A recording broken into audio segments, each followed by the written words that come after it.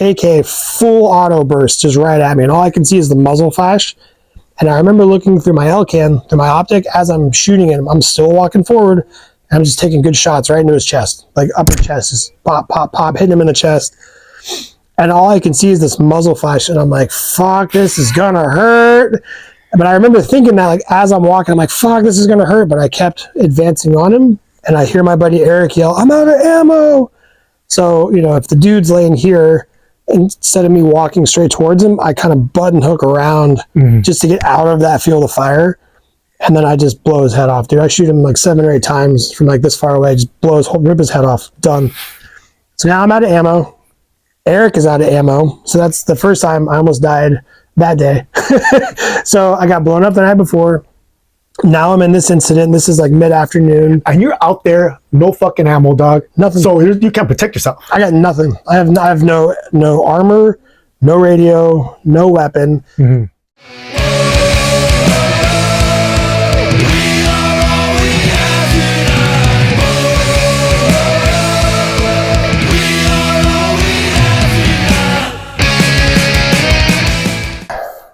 So, has there ever been a time when you felt you were gonna fucking die? Yes. Yeah. What happened? Okay, I'm sure there's been multiple times, right? What was the one where you were like, dude, this is fucking it? Yeah. So I think the closest, or the one where, I'll tell the story. So we were out on, I think it was like an 8 or 9 night mission to clear this whole area so another team could come in and then hold that ground.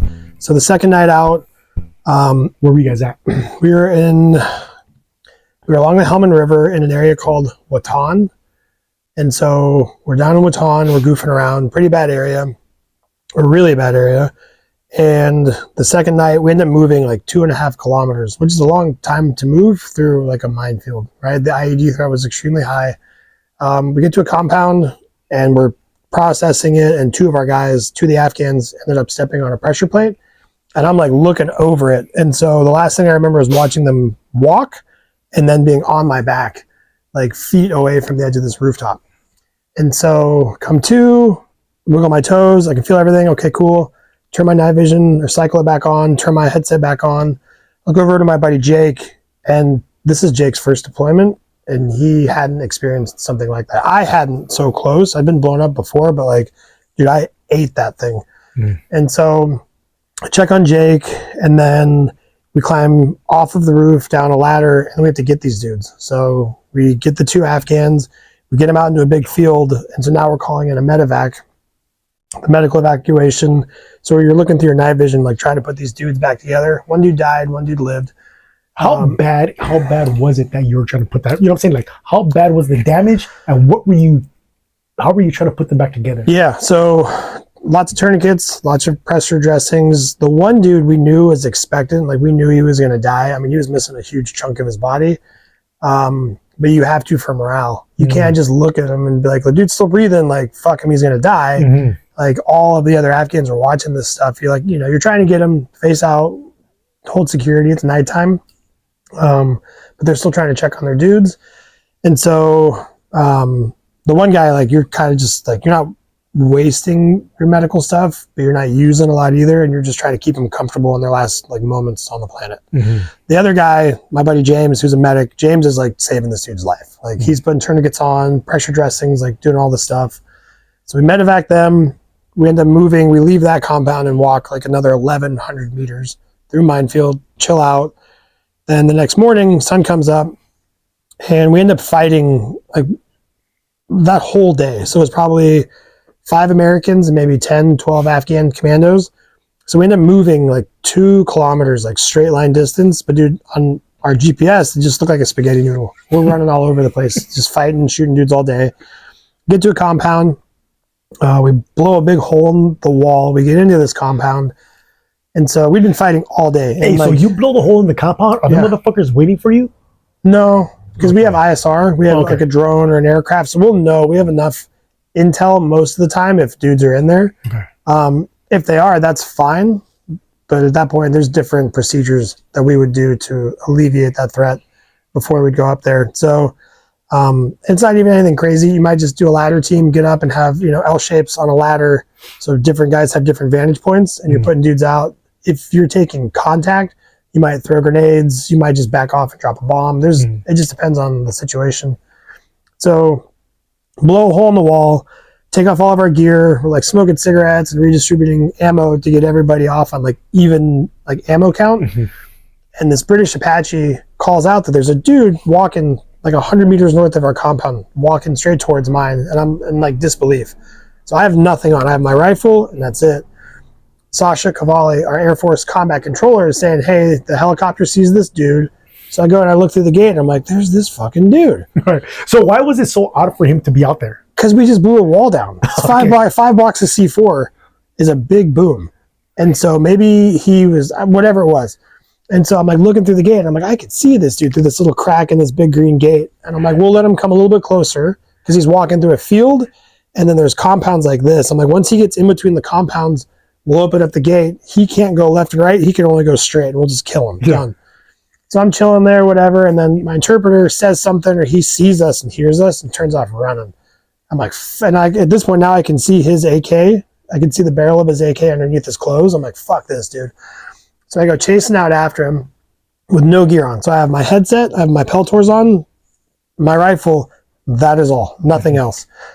So I go chasing out after this dude. Now we're on this big field and I could see him. So I'm taking good shots at him. I hear another rifle. It's my homie Eric. Eric is shooting at this dude.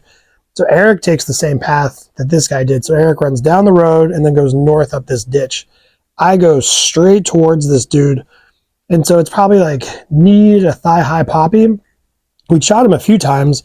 And so I'm like walking up and I'm scanning for him. And from probably like 15 meters away, he's on his back, AK full auto burst just right at me. And all I can see is the muzzle flash. And I remember looking through my L-can, through my optic, as I'm shooting him, I'm still walking forward. And I'm just taking good shots right into his chest, like upper chest, just pop, pop, pop, hitting him in the chest. And all I can see is this muzzle flash. And I'm like, fuck, this is gonna hurt. But I remember thinking that like as I'm walking, I'm like, fuck, this is gonna hurt. But I kept advancing on him. And I hear my buddy Eric yell, I'm out of ammo. So, if the dude's laying here, instead of me walking straight towards him, I kind of button hook around just to get out of that field of fire. And then I just blow his head off, dude. I shoot him like 7 or 8 times from like this far away, just rip his head off. Done. So now I'm out of ammo. Eric is out of ammo. So that's the first time I almost died that day. So I got blown up the night before. Now I'm in this incident. This is like mid-afternoon. And you're out there, no fucking ammo, dog. Nothing. So you can't protect yourself. I got nothing. I have no armor, no radio, no weapon. The whole time this British Apache is now very confused as to why there are 3 dudes with no gear on and they're all shooting each other. And so he's wanting to engage with us. So he's doing a gun run, and the same guy, Sasha Cavalli, the Air Force combat controller, shifts his fires north, maybe like 30 meters. So like less than 100 feet into this tree line, and this whole tree line just erupts. At the same time, we're now being shot at and are pinned down from a medium machine gun, like 125 meters to the north. No ammo, no plates, nothing. So in the middle of this shit. In the middle of a field, dude. So my buddy my buddy Eric and I are just stuck. So now I can feel and hear rounds skipping off around us. In this ditch, dude, we're only talking like 1.5 feet deep. And so rounds are just ripping by. So I crawl up and I grab the dude's AK, the guy I just killed. I grab his AK, grab a fresh mag. He's wearing a whole chest rig. Grab a fresh mag, pop up, and I start shooting where I think we're getting shot at from. I hear another rifle off to the side, so I kind of get down, and it's my buddy James. James jumped off like a 15, 18-foot tall roof with no gear on and came running out to help us. So now there's 3 of us idiots out there. No gear, nothing, right? Just homies doing our thing, and we're shooting, and then all of a sudden the tree line just erupts again, so now I'm down in the prone, but now I can tell it's the helicopter. I'm like, oh, thank God, dude. On the next one, like, hey, on the next one, let's run back. Pop back up, and I'm taking shots. I don't know where I'm getting shot at from, but I'm like dark window, dark door, thick bushes, like pop, pop, pop, pop, get down, pop, pop, pop, pop. And then on the 3rd gun run, we all go running back. And so, yeah, they were really trying to get me. On that one, dude. That's crazy, man. So that's crazy. Man. Yep. And so that's one of the times We've been in like grenade shooting matches where like grenades are blowing up on the outside of the wall that you're leaning up against. You get smacked off of that. When I was in Iraq, my buddy Brad and I were on a sidewalk, and out of nowhere, somebody had thrown a grenade at us, and it blew up in the middle of the street. Like, we're on the sidewalk, middle of the street, grenade goes off, and all I remember is seeing it, and we yelled grenade, and then all of a sudden you could just hear zip, zip, zip, zip, zip, like metal bees just flying by. And then I remember we tried to look for it, and then afterwards, like, they're checking me out. They're like, "Are you good? Are you good?" And I'm like, "Nothing." Like, nothing. No, everything, it missed you. Missed us. My buddy Brad and I both missed us. But yeah. Like Pulp Fiction. Yeah, all around us, dude. Probably like a perfect like outline, whatever. Dude, so many times. You're bounding, you're in a gunfight, and you're advancing towards the enemy, where there's rounds skipping off. Like, you're running, and down below you can see like earth kicking up around your feet, and you're just running, trying to kill dudes. So a bunch of times, almost died. What about so you survived all you survived all your combat deployments, right? And you never got shot? Never got shot. That's fucking crazy, dude. Yeah. Okay, out of your team, right? How many guys out of your team were the same, that they were never shot? Most of us. All right. Yeah, most guys. Okay. Most guys. But then you'd have like the odd, guys would get winged, guys would get shot in the shoulder, get shot in the arm, and then they'd be back out like within a month, back out like fighting and killing dudes again. We've definitely lost a handful of dudes. Some guys got shot, some guys got blown up, lost a bunch of dudes in training, but just, on the teams that I was physically on, I only lost one dude. Oh, wow. And so it was my buddy Keaton. He was a dog handler. It's my last deployment, last mission ever. We were doing that turnover with the new team coming in, right? Like we talked about earlier. So we've been out there. It's just Keaton and I from my team and a bunch of the homies from the new team. And I know all these dudes. Like we all ride motorcycles. We're all good friends. And I think it was the second day. Might have been the second day. We're out in an ambush position. Keaton's up on the rooftop, and then a sniper shoots Keaton. Hits him right above his left ear. He's hit. So we end up running back to the main compound where the rest of our team is at from this ambush position. And we're getting shot at the whole run back. We get back, and all the commandos are like yelling. The Afghans are yelling and pointing to where he is up on the roof. So there's one ladder that he had used to get up there. So I grabbed another ladder, put it next to that, and I threw up my red smoke grenade, and then my buddy Mike, the incoming team chief, his red smoke grenade, threw that on the roof. And then I climb up the ladder to go get him. And then as soon as my helmet like breaks the plane of the roof, just getting shot at, dude. And so the roof, waiting. Yeah. And so the roofs just kind of undulate like this, and it's all mud. So I'm just like skull dragging to get to him, just on my stomach. And by the time I could get to him, grab him by his ankles, by his calves, and I'm like pulling this dude, right? Like from like laying down, like trying to get him.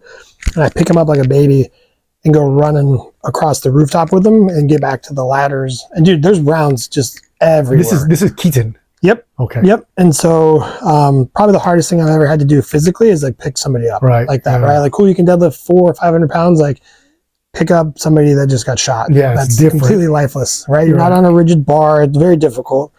So I get to the edge of the roof, and my buddy Mike is like 3/4 of the way up one of the ladders. So I lower Keaton down onto his shoulder, and then Mike gets down this ladder, and we're probably 12 or so feet up, like where this rooftop is, 12, 15 feet.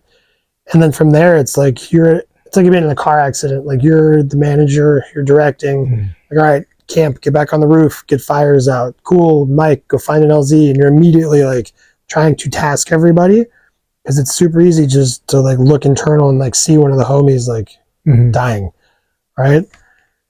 And so we end up fighting. We do a couple gun runs. We get them out. Like they're trying to shoot the helicopters down like regularly anytime we're doing a medevac. Luckily, no, that didn't happen. We get Keaton onto the helicopter, and he flies back to, I think it was Bastion or Kandahar, whatever big camp was closest. And we fight the rest of that day. And then they called us that night, like, hey, I forget what we would do, red, white, and blue. Like for our colors, we'd be in 3 different positions. And they come over the radio, whenever we were blue or white, come up on satellite phone. So we come up on satellite phone, and then they tell us that he died like 5 minutes after they landed. But I mean, dude, you do everything you can. Yeah, to fucking keep him, man. To keep him. Yeah, dude. Keep him, man. Boom. Yep. And then you're still out there, right? So it's like we medevac this dude. We had another Air Force guy with us. He had a rough go with it. You know, he was really shook up. And it's like, how can you not be? You just watched. That very easily could have been you. You know? And so you're like, hey, man, snap out. Like, we're here. Like, we're not going home just because somebody got killed. Like, I need you. Be here. That night we had some dudes kind of probing our like friendly lines, so we're shooting at those guys. And then the next day, got in a good enough firefight where we're like throwing and shooting grenades into the next compound over. So pretty close. And then that night we ended up leaving. But yeah, dude, there's a bunch of times where it was really, really close. Like really close. So, but it's all part of it, man. You volunteer for it and you get that rush. Yeah. What about your rank? What rank did you reach? Yep. So I was at E6. I was a staff sergeant in the Marine Corps. All right. And then in my MSOT, the Marine Special Operations team, I was an element leader. So you'll have a team leader, which is usually a captain, and then a team chief, which is an E7 or an E8 in the Marine Corps, and then either an E6 or E7 element leaders, and then you have 5 or 6 guys below those dudes. That's like your core team breakdown. And then from there, you'll have like, depending on what your mission is, you could have a very robust support package, like another 10 to like 30 dudes. Just depends what you're doing. Medals, awards. Did you receive medals? Did you receive awards? Yeah, got Purple Heart, got a Navy Commendation Medal with V, got a Navy Achievement Medal, just stuff like that. And the Purple Heart is for you get wounded, right? You get wounded in action, right? Getting blown up. Yeah, just knocked out and then just eating everything that comes with it. So, yeah, man. Hey, okay, so you say you got that, and what was the other one? Navy Commendation Medal with the V. Yeah, and that for valor. For valor. Yep. Yep. So like that on that like that write up, I have it at home. The whole summary. You know, it's like on this day, you know, Staff Sergeant Perry exemplified valor for, and then they have to list everything out. You know what I mean? And so it's a trip to read. I'll send it to you. You can read it, dude. All right. Can I show that? Sure. All right. Yeah. Yeah. It just talks about just fighting and killing dudes. What about the paddles? So the paddles. You have paddles at the paddle. What are those paddles for? Hey, when I saw those, I was like, what the fuck? You know, because I said to myself, is that like fucking like becoming like a shellback? Is that what they got his ass? Did they whip his ass with that? You know what I'm saying? You know what I mean? Did you get hit with that? You know what I mean? No. So hey, okay, you know what? So I do though. Yeah. On Navy ships, Marines are Navy ships. Yeah. Are Marines shellbacks as well? Once you cross the equator, right? You can participate in that. Yep. Oh, trip out. Yeah, I got that. I have my little certificate signed by like Neptune or whoever it is. It's goofy. Oh, so you're a shellback, dog. Yeah. Oh, trip out, dude. All right. But yeah, the paddles. So when you leave a reconnaissance unit, the story goes, you know, that's all that the guys would have would be a paddle to decorate. And so they'd have parachute cord. And then you can get really into the meaning of like tan is fighting in the desert, green is for fighting in the jungle, red is for shedding blood. And so there's different wraps that can mean different things, and there's different styles, different sizes, and just detail depending on like what you meant to those guys and to that unit. And so those 3 paddles are my most prized possessions. Like if my house burns down, it's like wife, kids, safe, paddles, guns, stuff, things in that order, right? And then on there too, you know, like those paddles will tell a story, right? And you can look at it and be like, oh, you know, it'll have some quotes, it'll have how long you were at that unit, you might have some pictures, some patches, but those are prized possessions, because I think my buddy Joe, I kept the ring from the smoke grenade that we threw for a medevac for him, and I think we put that on there. Or I've made paddles where, you know, I've taken uniforms that I've actually worn, and I'm like, oh, I remember I wore these on that mission with this dude, and this is the stuff we got into, and I'll cut them up and then integrate it into the paracord wrap or different things, and so it tells a story. It tells a story, and also, like you said, those ranks, like if the pad is on fire, those ranks so high, because those are coming from your fucking brothers, dog. You know what I'm saying? That's why, because it's coming from the guys who are in that shit with you and the motherfuckers that know. That's bad, man. When guys get killed, you know, if they raid them, we'll give them to the family. You know what I mean? We'll make a paddle for the guys. At the unit now, at the headquarters, there's an entire wall of paddles made for all the guys that were killed in action or died in training. Damn. So that must be a sight to see. It is, dude. It really is. It's a very humbling sight. But then it properly orients you to what it is that you're doing, and then the severity of potential outcomes. Like you're not there fucking around. No, you know what I mean? You're there to go find bad people and do bad things to bad people. Oh yeah, that's it. And in order to accomplish good, one must participate in fucking evil shit, dog. And doing bad shit. And I really think, like, I was talking about this to one of my buddies the other day about that quote, because I brought it up, and I was like, it doesn't really matter what it is that you're fucking doing, as long as you're doing it for what is right. You know what I'm saying? Yeah, you're not killing dudes because you hate them. Some guys might, but like, I'm killing dudes because I love my buddies more and I want them to get home to their wife and kids or parents. That's it, man. That's the whole reason you're there. Like I said earlier, 2005 on my first deployment, you're like, oh, this is dumb, dude. This is dumb, but I don't know what else I'm going to do. And then you have that feeling of like your brother's keeper. Like if I go and Ray gets fucked up and I'm not there, it's my fault. So I have to go to make sure Ray doesn't get fucked up. And that's it, dude. But that's ingrained in your head, and that's what makes those units so spectacular, is you're constantly trying to outperform everybody on your team, but then that level of like love and trust is unmatched anywhere else on the planet. Steel. Anywhere else on planet Earth. But yeah, dude, it's fun. It's a lot of fun. How long have you been? Okay, so when did you leave that unit? When did you did you retire from them? You left. Right. And when did you do that? So I left 1st Raider Battalion in 2000. It was like January of 2013. And then I was an instructor at the individual training course. So that's the school that produces Marine Raiders.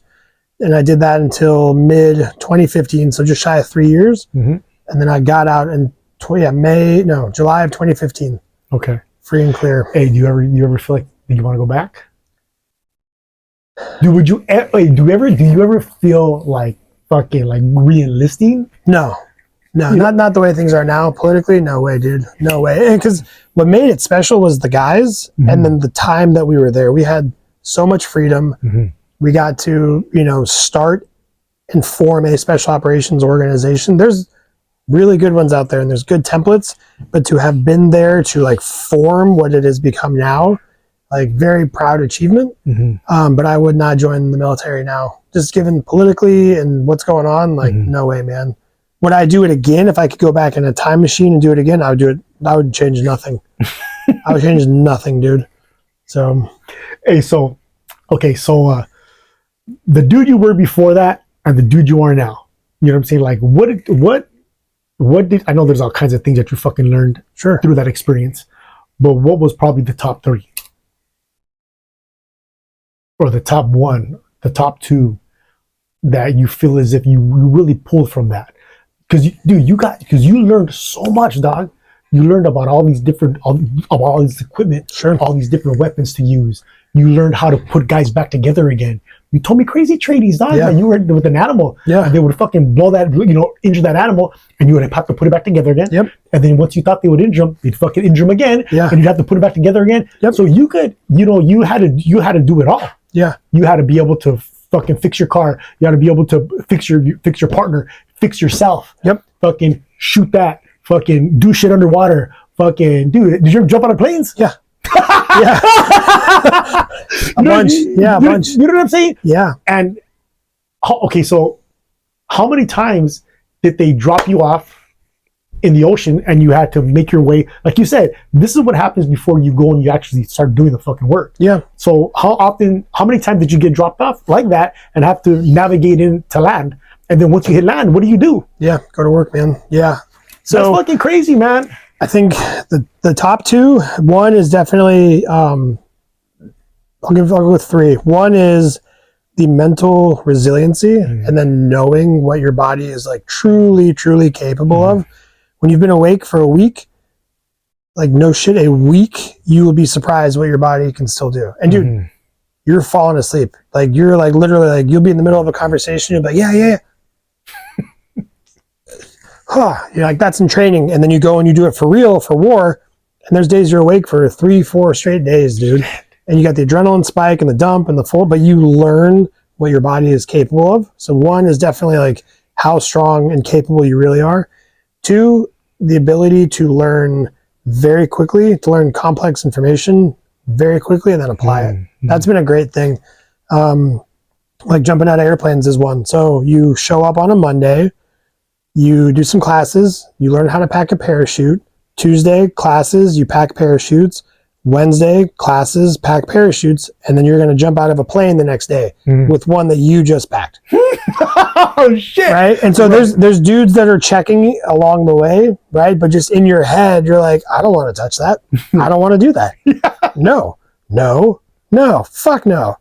I don't want to be called a pussy, so I'm going. Like I got to do it. Yeah, I got to do it. Yeah. And so that's on Thursday. You do your first jump.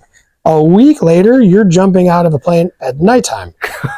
And then the week after that, you're jumping with an oxygen mask, night vision, an oxygen tank, a rifle, a rucksack with all your gear. You might have a medium machine gun, a rocket. You have a bunch of shit that you're now jumping out of an aircraft at very high at night. Into what? Just for training. This is just, okay. This is just so you can be qualified to go back and then train with your team with this skill, right? So it's you and a bunch of dudes that are like 2.5 weeks into falling out of an airplane at nighttime, flying a canopy at 15,000 feet or 13,000 feet, just cruising around, doing your thing. So you went from 2.5 weeks ago, you've never jumped out of an airplane that high. 2.5 weeks later, like that course is only 3.5 weeks long. And then from there you go back to your unit and now you're doing 20,000 feet, 25,000 feet. You're doing all these other wild things. So yeah, mental and physical resiliency, the ability to learn quick. And then I think something that's helpful, most people probably won't, but that the imposter syndrome. I think the imposter, what is that? Where you don't feel like you're good enough to be somewhere and someone's eventually going to discover it and be like, he shouldn't be here. Right? But I think that's a healthy level of fear that if fostered and harnessed, you can turn coal into a fucking diamond. Because if everyone's like, dude, I'm not good enough to be here, what is it going to make you do? You're either going to like nut up and go do it and try and work harder and perfect it or chase that, or you're just going to crumble. And if you crumble, you're out. You're done, dude. Right. But I think those three things of like, am I good enough to be here? Am I good enough to go on this mission and lead these men and follow these dudes and do these things? Like, and you know, you like the mindset part of it's huge, man. Huge. Like, because like you said, you said that when you first came to recon, you were amongst these fucking giants. Yeah.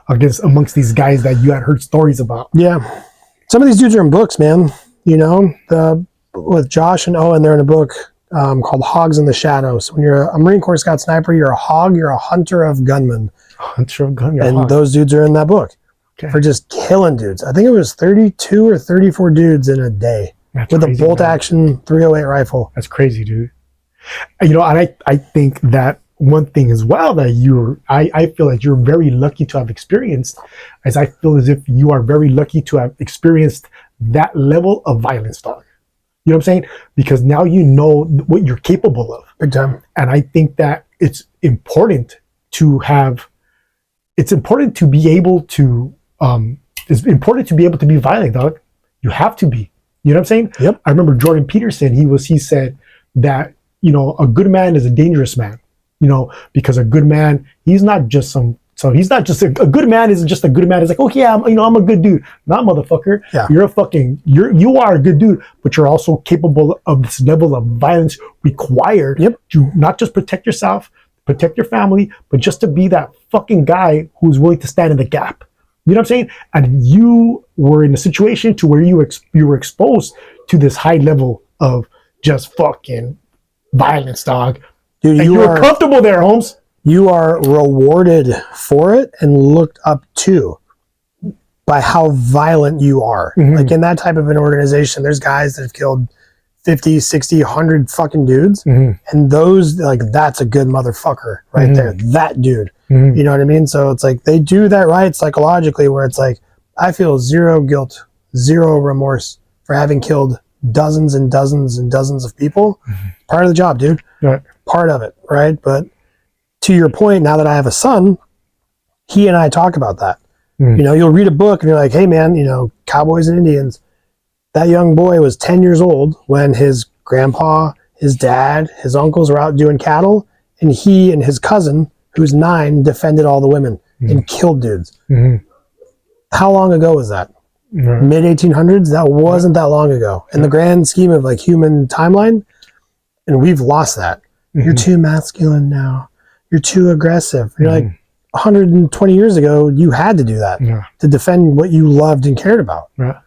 And so I do think, like, I try and convey that to my son he's 9, in a manner in which it doesn't freak him out, but he can understand it. You know what I mean? Like, hey, let's box, let's wrestle. We're going to watch, you know, Black Hawk Down. Then you're going to see stuff and we're going to talk about it, and this is why, right?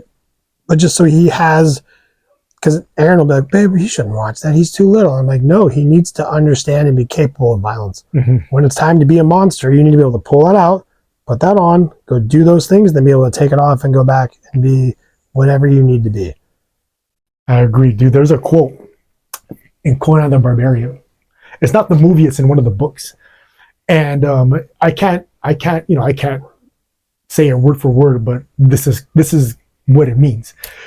He says that civilized men are at a disadvantage because civilized men, they go around and they feel as if they can say anything they want because they're protected. They're protected by civilization. They're protected by these boundaries as of what's right and what's wrong, right? But a fucking barbarian, he's walking around and he's polite to people. He's talking to people. He watches what he says. He watches what he does. He's in line because he knows that if he steps out of line with the wrong person, it's a possibility he's going to get a fucking sword that splits his head. And that right there is the reality of fucking life, dog. That's the reality, because you might, like you said, you got to be able to put it off and put it on. But if you're somebody that never learns that what you're capable of doing, and if you're somebody that never has experienced like violence, dog, or maybe being put in a situation where you have to fight for your life, when you do experience that for the first time, it's a fucking shock, man. And that's one of the reasons why I felt it was really important to get my boys into jiu-jitsu, right? Because it's putting them in a situation where they're facing against somebody else. Big time. And so, you know, because everybody, especially dudes, especially guys, there's going to come a time in your life when somebody fucking pokes you in the chest and pushes you and tries to get something from you, or put you in take something from you, dog. And I want my boys to be comfortable with that right there. Like, whoa, okay, yeah, I'm comfortable with this. I know what to do here. This is the first time. This is the first time I've been in a headlock. This is the first time somebody's grabbed me. You know what I'm saying? And not just being comfortable with it, but also to know what to do when you're like that. Dude, that, and then when you're comfortable with violence, you see those little indicators. You're like, that dude stopped drinking. Exactly, dog. That dude's got his back to the corner. That dude's hands are in a fist right now. That dude's about to smash somebody up. Exactly. When you're comfortable with violence, you have that ability to step back and be like, I see what you're about to do. So you can avoid it altogether, or you can have an advantage. But you don't have that if you've never been punched in the face. If you've never been about to die or have to defend yourself. That's it, dude. Yeah, as a young man, you have to be comfortable with that. Period. Hey, how was your transition, dog? Like, because you did that, right, for 12 years, and then you were out there fucking gunfighting for all those years, and that became your life. That became normal. That became something that you know, when you do something that often, your body expects you to go back and to do that, and you're comfortable with that. You know what I'm saying? And like you said, like we were saying, you know, that like, you wish you could bottle that up. For sure. What's it like now, dog, being a fucking, or not being able to go back and get that anymore? It's hard, man. So what I would say the hardest thing for me, and I didn't understand it, was because I still had buddies that were in, buddies had gotten out, but that's your entire identity. you are a Marine Raider, you are a SOF operator, you are like, you've made it to the pinnacle of this organization. I think at the time there was like 220,000 Marines. I think when I left, there was maybe 700 Marine Raiders. So it's like, you definitely, you have an air of like, I'm doing okay. I'm doing pretty good, man. Like, and so you go from that to, and having been there for over a decade, like I had a good name, good reputation, and then you go out to where no one knows you and no one cares, and nor should they have to. I want to be very clear on that. That whole, thank you for your service. Dude, it was a job. I didn't want to go to college. I didn't want to be a plumber. Military sounded cool, make some bucks, travel, cool. And so it was difficult, man. I was dealing with a lot of post-traumatic stress, trying to mask it with booze. My kids weren't even one yet, with the twins. And so there's all that stress of like, I got to find a job. I got to get a house. I got to do all these things. But then so in my instance, spent 12 years learning and refining how to be violent.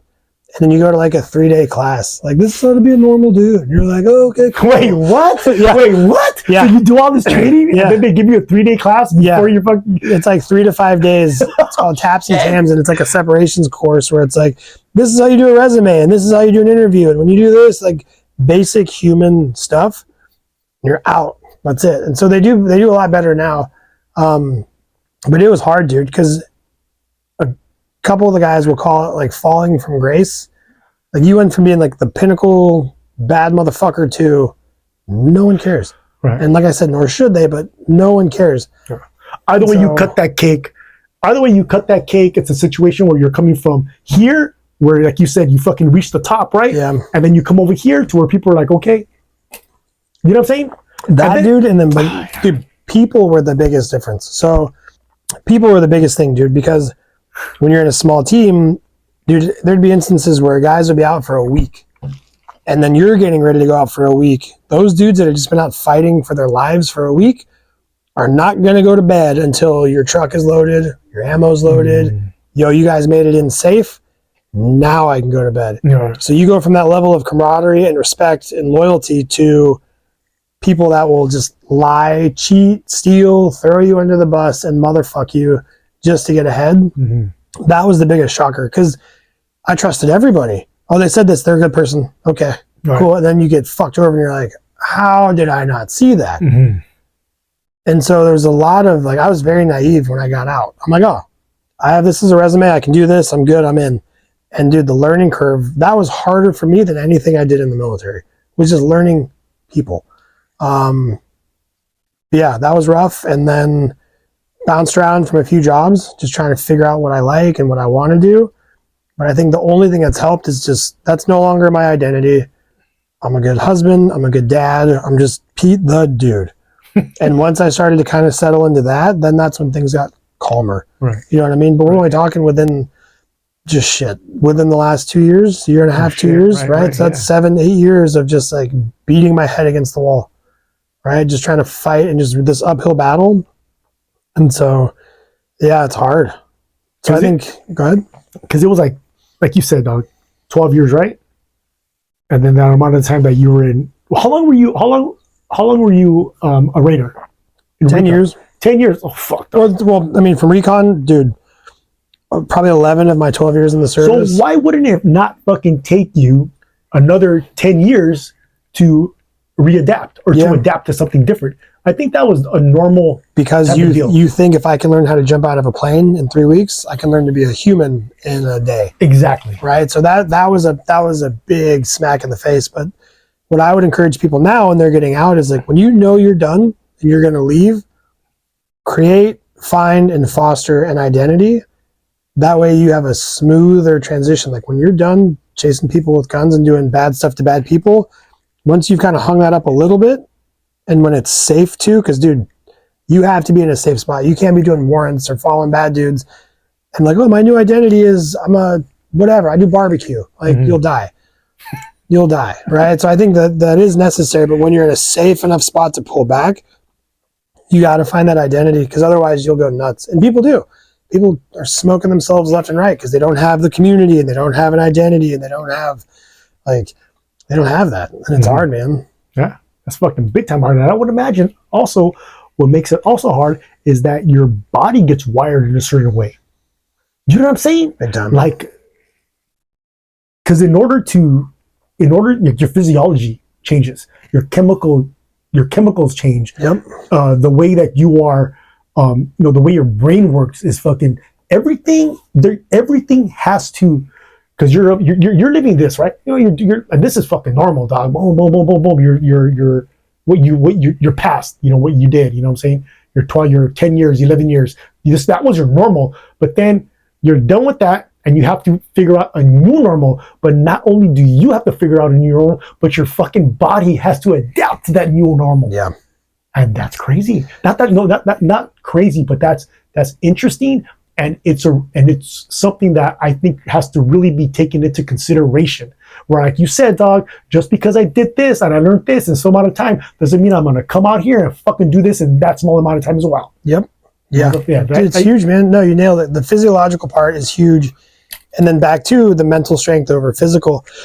Excuse me. If you just like when I was in like that imposter syndrome, very self-deprecating, and everybody was. That's the way it is. Oh, I would have done this better, but I fucked that up because I'm an idiot. And you're like, do you know what you just did? Like, you're not an idiot, man. Like, what? Like, holy cow. But you don't ever allow yourself to get there. And again, I think that's necessary when you're in that environment, but to untrain your mind on that and then just understand that like your body's been through a bunch, right? Mm-hmm. I was talking to a doc probably 6-7 months ago. I'm coaching soccer now, regular guy stuff. And I'm coaching Grayson's soccer team. And we're at the pizza party and loud pizzeria. Kids are playing air hockey. Kids are screaming. It's loud. And like, I'm just talking to like very nice people. These are the parents of the kids on the team. And I'm looking at my heart rate and I'm like, why am I at 110? Why am I at 100? Like, no one's going to fuck with me right now. No one's going to hurt me. I'm safe. I'm good. And then I'm talking to this doc and she's like, dude, your body, she broke it down like this. Because I posed it like, I'm fucked up. Like, what's broken in me that my heart rate's spiking in this type of an environment? And she just goes, have you ever been somewhere where someone's trying to tell you information that's going to save your life, but it's been really loud? It is. And she's like laughing. She's like, has that ever happened to you? I'm like, yeah, all these gunfights, all these things. And she's like, yeah, your body is going back to that. So now it's loud and someone's just talking to you, but your brain may not differentiate it. And so that's why you're getting amped up. That's why you're getting that spike of adrenaline and your increased heart rate. And as soon as I knew that, I was like, oh, that's okay. I'm okay. I'm not broken. Mm-hmm. Dude, light years better in terms of just like understanding physiologically what I've experienced and then what will come after that. Mm-hmm. Right? So the mental part, yeah, was a big one, dude. Based on what you know now, based on everything that you know now, based on your, all these years that you've lived and, your wins, your losses, fucking the information that you've taken in, what kind of advice would you give your freshman year yourself, Don? So as corny as it sounds, I would say definitely be nicer to yourself, take better care of yourself, take it easy on the bottle is a big one, right? And I think that's another thing too, like we're going to legalize weed and alcohol is legal and all these things because you can numb yourself to it and then you're distracted to it. So like I told you, yesterday was day 600, no booze. Dude, it's great. But I feel like I'm a little bit more sharp now and you're less pacified. Mm-hmm. And then I think that's it, dude. Be nicer to yourself. Take care of yourself better. And then, man, those are the big ones, dude. Those are the big ones. Thank you for coming. You're the fucking man, dog. Thank you for your, I know that you said it. The job, yeah. But thank you for your service, dog. Thank you for having me on. I appreciate it, man, dude. It's always good to fucking chop it up. Hell yeah, it's good, dude. Thank you. This has been good, man. It's been good for my brain, my soul. It's been good, man. So I appreciate it, dude. All right, hey, fucking Pete, round one, eh? All right, brother. Thanks, dog. Hell yeah.